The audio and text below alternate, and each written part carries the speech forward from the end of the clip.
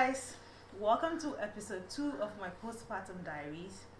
Today I am here with my husband and my sister. So these two, I would say, were my support system through the first 3 months of motherhood.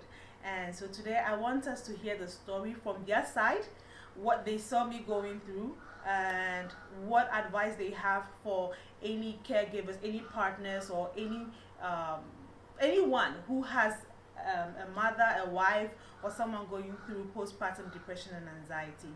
So Ashim and MF, you're welcome. Yep. Hi, how are you guys? How are you doing? So you guys watched the first video I did, right? Right, Ashim, right. I'll start with you. Yes. What do you think? Or when I came home from the hospital, what was it like for you, or what did you see? Well, what I really saw was a jumble of expressions and emotions. You know, my wife was very excited. She had all the joy, but then there was anxiety and fear, and all these emotions put together, I believe, put her in a state of depression. And so she needed some support from me and my second wife, MFR, who is a lovely sister. So I was there for her, and it was quite a journey of emotions. But yeah, that's what it was. Okay, so MFR, with you, so do you remember or do you recollect, like, when I called you, or when did you realize that I was in trouble, I needed help? Okay, can I start from this place? Yeah. Before you're about to deliver, I asked who's going to take care of your baby. And you were like, I'm cool. I have 2 kids already. My husband is there, so and I'm like, oh really? So I was so relaxed. I wasn't expecting any call from you. And so the day you called me, the husband called me. I was like, oh, what's going on? He said, Kathy is anxious. She doesn't know what. I'm like, oh, she's fine. She'll be fine. She has 2 kids already. She'll be fine. So I had to call her and say, what's going on? She said, I can't sleep. I'm tired. I'm like, oh really? You can't sleep? Don't worry, don't think about anything. Why can't you breastfeed? Is the breast milk not coming? She said it's coming. So what's I was just wondering. Yeah. But with time, I realized that no, I had to come in. She need somebody to support her. Apart from the husband, she needed another person, another family member to support. Okay. And I think getting the support from outside family, friends is the ultimate during childbirth or after childbirth. Okay, so let me just go backstory to actually remember the day I woke up. I think it was the second night when I came home, and already I wasn't sleeping, and then I just got up from bed and I was like, Ashim, I can't see. Do you remember? Oh, I remember. So guys, I got partially blind. This I haven't told anyone, but so I think take it from there. And I think I called you as well that night. So let me start with you. When I called you and I said I can't see, because I didn't know what was happening to me, guys. So what was happening to me when I got up and I couldn't see in one eye? From my medical point of view, you had a complication during pregnancy. So you had a pregnancy-induced hypertension. So the first time you told me that you were having blurred vision, I was like, no, this was postpartum preeclampsia. So I got scared. But You were scared? I was scared. I was scared because Actually, were you scared? Oh, I thought you were making it all up. Really? Yeah. Be My serious. wife went to It's bed true. and she could see everything, and the next moment she said she couldn't see from one eye. And Did you believe me? I didn't believe you. When I said I thought it couldn't was see a one- joke. I no, thought you needed attention. Really? Yeah, that's what he thought. Yeah, I thought it was just attention that she needed. Maybe she wanted some. But grapes I was or thinking this something. was a complication from bed. Yeah. I was thinking. So you it was knew because of- exactly what it was? Yes, And I but- remember you told me, check your blood pressure. Yes. And I didn't want it to be so alarming, so Mm. I was like, just calm down. Let's check your blood pressure. Talk to your gynecologist, and let's see what next. Mm. Because immediately I tell you that it's a complication from childbirth. It's from the pregnancy-induced hypertension. You go all out like, ooh, and I'm sure the anxiety level will be up there. Mm.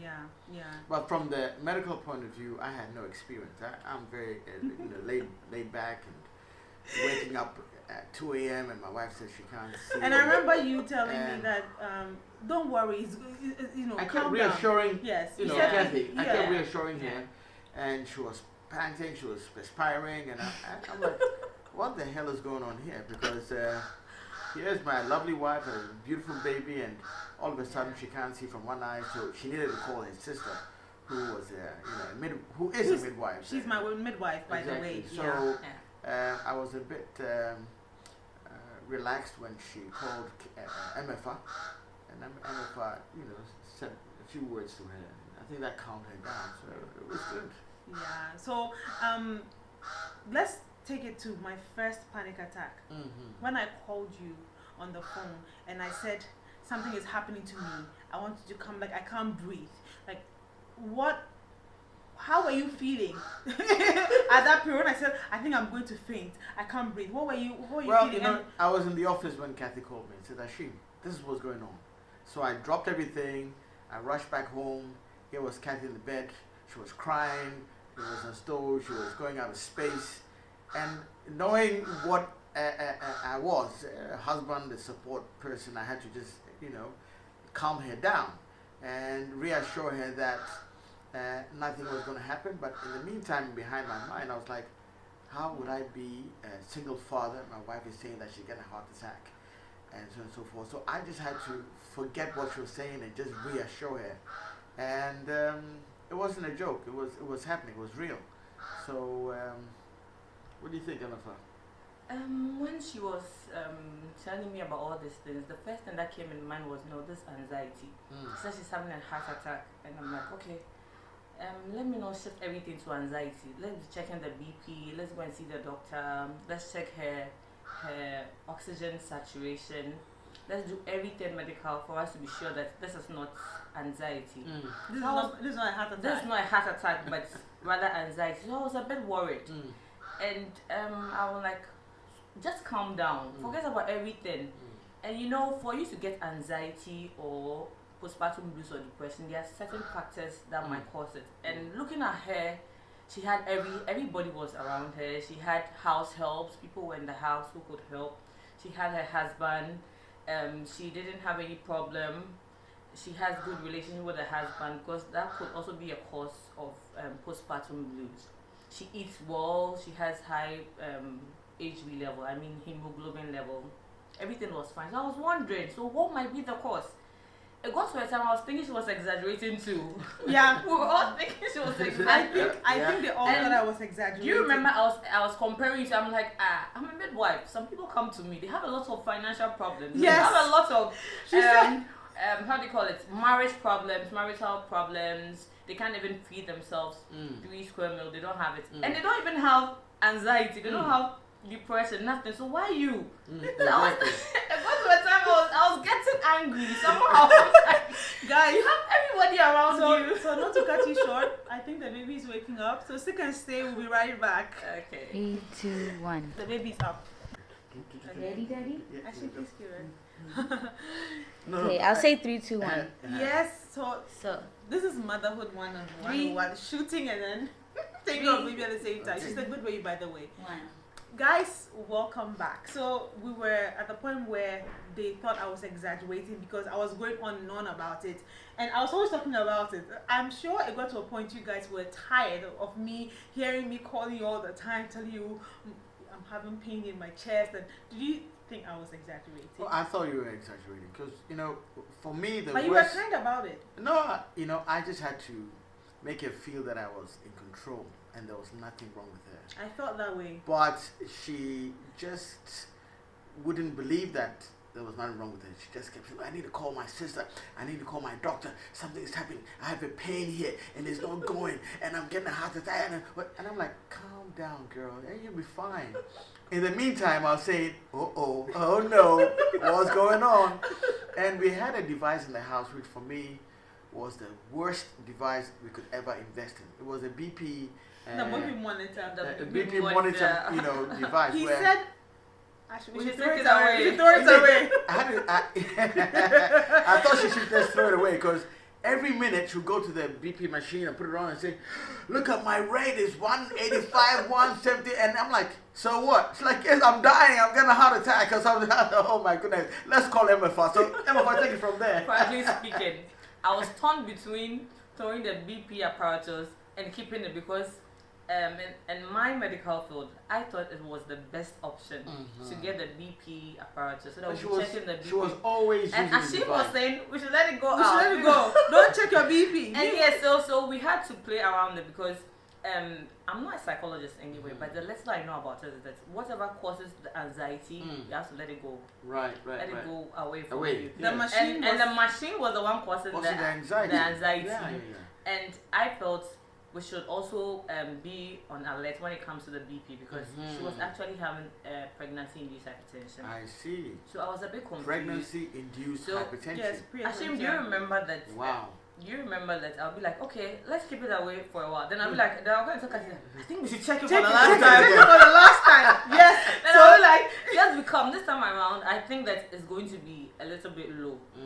So we don't really tell you that we are going to check it. And when it's high, then we come we back used to check it. We used to check it without letting you know that we are checking Like it. I think we like, Ashim is high again. I'm like, oh my god. It was constantly high, and so I was like, anytime she saw that her BP was high, she was not relaxed. She didn't listen to anything. Yeah. So I thought maybe that device was a mistake.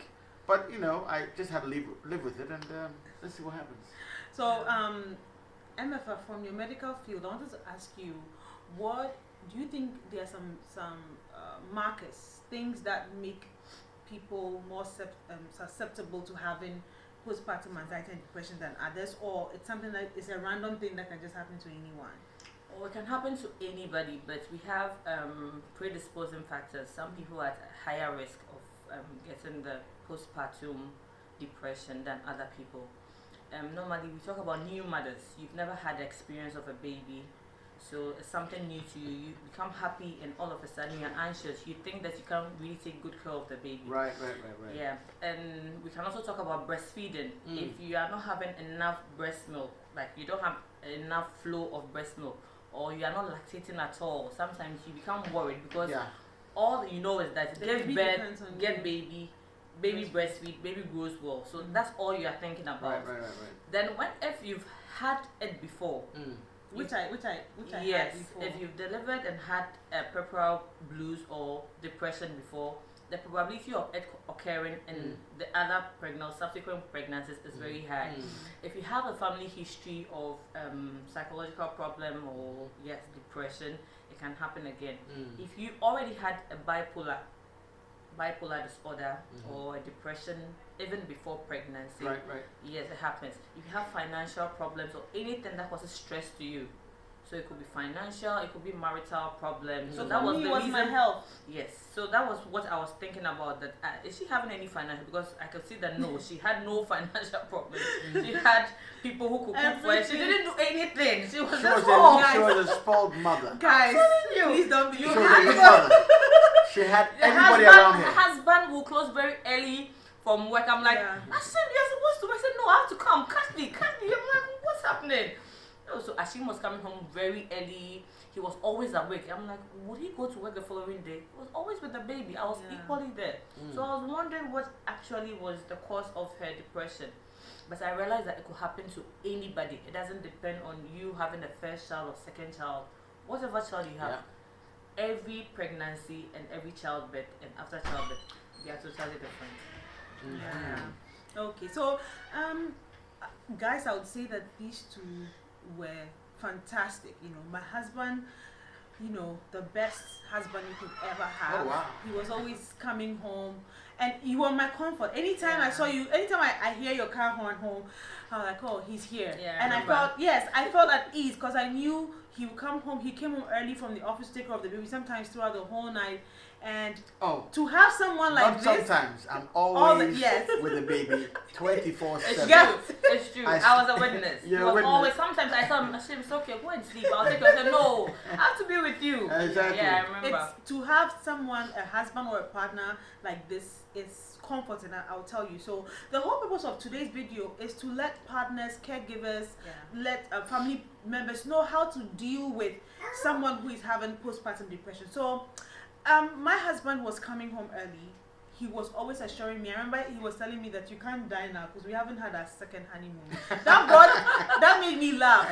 I was going through it that day, but I just laughed. I was like, oh, this The is honeymoon, baby number 4, all these were going through my mind. I'm like, hey, we're gonna do it again. Baby number 5. Yeah, so they were You there. know. They were there to help me. He was always there, checking my food, telling me, "Forget about it. You're going to be fine. Yeah. You know, you're okay. Breathe." Helping me with my breathing exercises and all that, telling my kids to be calm and to be well behaved because mommy is going through something. Ashima, I want you to tell fathers, husbands out there,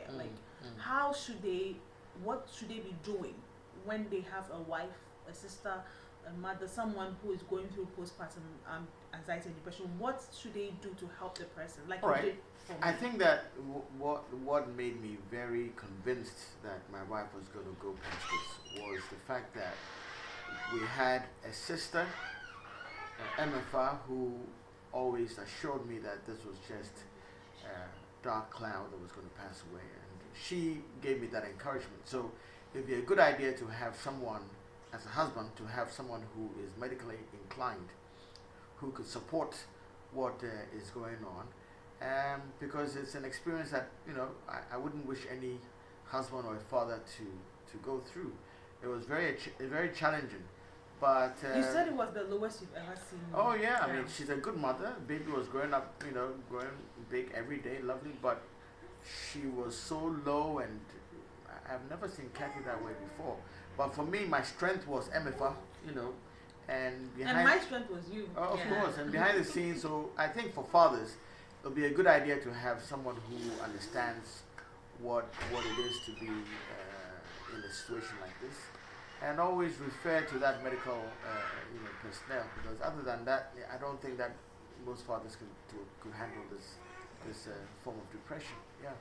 And in terms of like the care at home, like talk about what they should do to help the mother. What should Well, what should I help? think for fathers, you should always try as much as possible to be around your wife and reassure him, pamper her, bring her gifts if you can, roses, Flowers. flowers. It was flower I did it overload. all. Flower I overload. did it Like, always all. flowers. So always flowers. You Always just need to be around and hug your wife, kiss her, just to make her feel that yes, there's always a life after this, and I think that is important. Yeah. Emma, from the point of view of a sister, what would you say you should do to help your sister or your friend when they're going through this? From the beginning, I think I was becoming a little bit judgmental, and I didn't understand you. I thought you should be okay because you already had kids, but I realized that was a bad, how do you call it, approach. I had to become myself. I had to have that kind of empathy. I have to be in your shoes because I've also experienced something similar. Oh wow. So I was just thinking about the past. I'm like, okay, it could be the same thing that was happening to me or worse.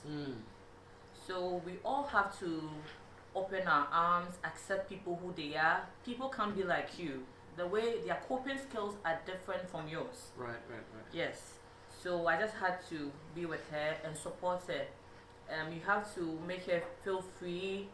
You are supposed to let her open up to you, tell her all her problems, because you might not know exactly what is triggering yeah.